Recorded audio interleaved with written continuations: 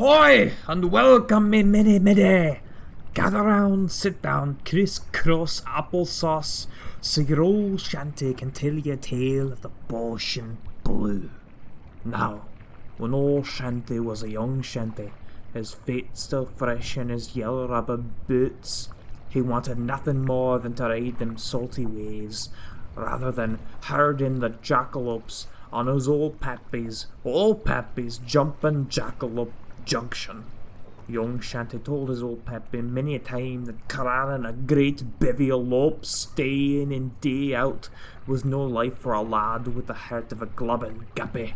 But old Pappy insisted that the family tradition of breeding this brood of itsy bitsy beasts for their grand and handy antlers, a noble profession that shouldn't be blown off. Your Shanty even asked his old Pappy if he could purchase a boat, pretty please, with the whipped cream and a big fat cherry on top. But old Pappy seemed to have jackalope antlers stuck in his ears, because he wouldn't hear a word of it. He also couldn't hear a word of it, due to the aforementioned antlers in his ear holes. 'Twas an odd sort of fashion statement, but old Shanty shan't besmirch his Pappy out of respect. At any rate, young Shanty needed the sea and knew that somehow the sea needed him too.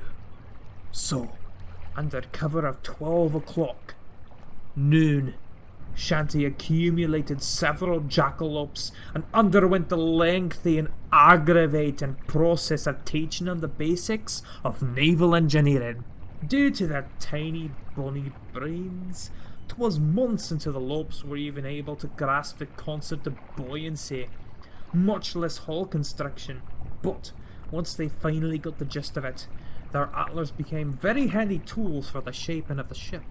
Having grown up in a landlocked region, old Pappy never knew what a ship looked like, so he never chastised your Shanty for keeping the jackalopes both educated and busy during old Pappy's jumping jackalope junctions off-season. That was until the day the ship was finally finished, and I decided to christen the newly formed vessel by painting its name on the side, the Bocean Blue.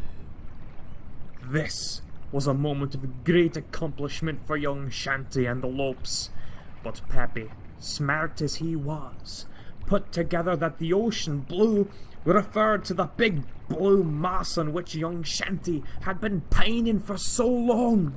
Young Shanty had to think fast before his extra angry Pappy, who was violently sauntering up the hill toward him, broke his baby boat.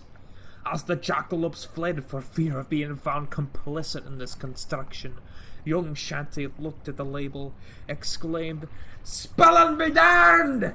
and quickly added an alliterative letter B to the name of the vessel. Young Shanty was now the proud yet anxious captain of the Bocean Blue. Old Pappy had no idea what in the world a Bocean was, and to his credit, neither did your Shanty. But a Bocean certainly wasn't the correct nomenclature for a colossal body of water.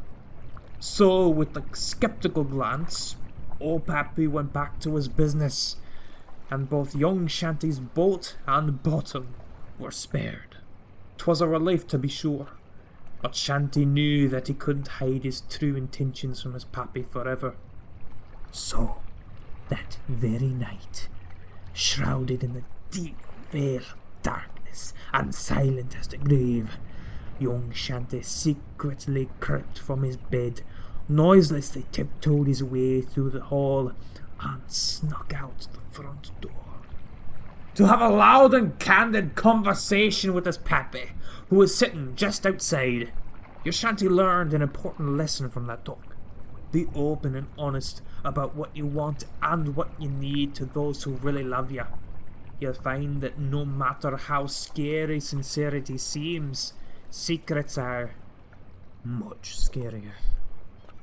Anyway, old Pappy had never seen a body of water bigger than a good-sized trough, so he was rightly worried that his own boy, born and bred in the bone-dry, bloody backroads of jackalope country, would bloat like a bubbling balloon just by mere exposure to the moister atmosphere. After several reassurances that human physiology didn't work quite as he feared, old Pappy finally gave young Shanty his blessing to become a sailor, on the condition that Shanty would write him every single day.